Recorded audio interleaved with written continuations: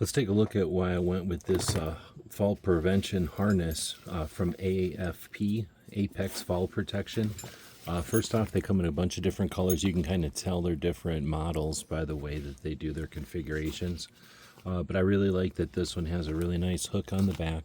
It's all monitored, so you've got indicators. Everything sort of falls apart if it ever gets used. So one, that keeps everything tight.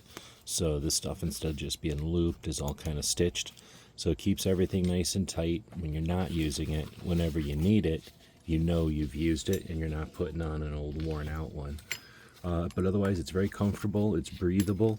I prefer to go with this model that has the belt. You get the padded hip harnesses, and you get these rings up front here, which are super handy. So pretty much not quite one size fits all, but it definitely fits almost everybody.